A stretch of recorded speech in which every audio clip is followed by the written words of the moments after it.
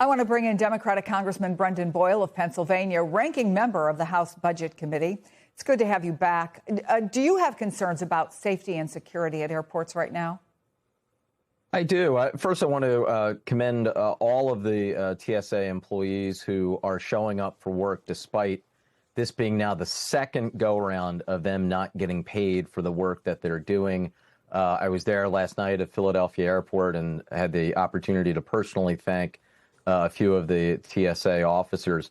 I also want to urge this president to accept the agreement, the bipartisan agreement that has been offered to him, in which we would fully fund TSA, fully fund FEMA, fully fund most of DHS, but segregate or put off to the side ICE and CBP while further negotiations have to happen in terms of the reforms that are so critically needed. Stop holding TSA hostage, Mr. President. Stop holding hostage the American people who need to fly.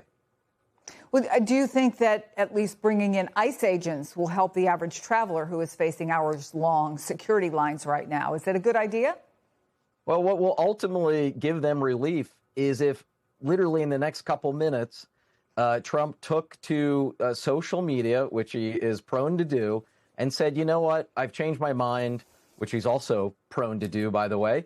So, you know what, I've changed my mind. I'm accepting the bipartisan offer that was made to me by the Republican Senate leader, John Thune, and has been publicly reported. I'm going to stop this gambit to insist this entirely separate piece of legislation called the SAVE Act, which has no chance of becoming law.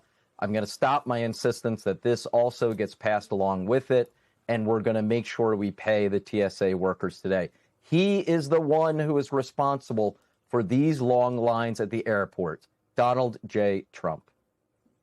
So two sources, to your point about John Thune, two sources tell MS Now that President Trump actually rejected Senate Majority Leader John Thune's alternative plan to fund DHS. And then, I don't know if you heard this, just moments ago, the president said he is not asking Republicans to do this for him, but for, well, I'll let you listen to him say it.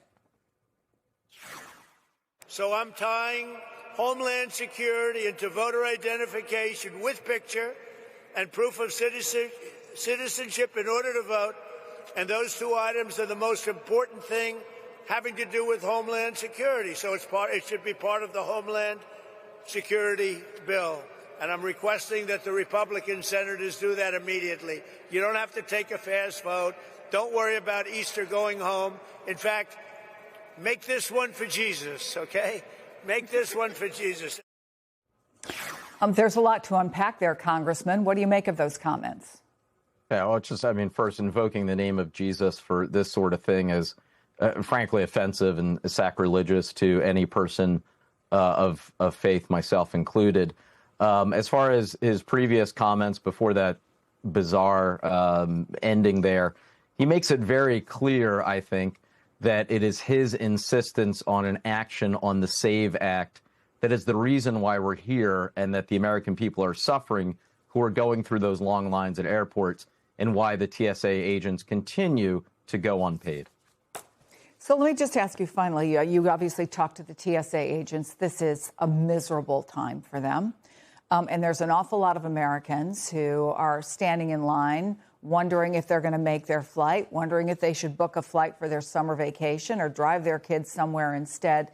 The level of anxiety is high. Can you give them any hope that this is going to be fixed? Well, you know, if we'd done this interview 24 hours ago, I was actually incredibly hopeful because I had known that that bipartisan agreement was brewing. And I thought today we were going to have good news until Donald Trump threw us this curveball. So if we are really reaching to attempt to be hopeful on this, it's that as evidenced by Donald Trump's 180 on Iran this morning, this is a president who constantly changes his mind for no apparent reason at all. So the idea that we could be right back here 24 hours from now and Donald Trump suddenly reversing himself yet again and agreeing to the bipartisan compromise, I do hold out some hope that that could perhaps happen. Congressman Brendan Boyle, thank you for taking the time. Much appreciated.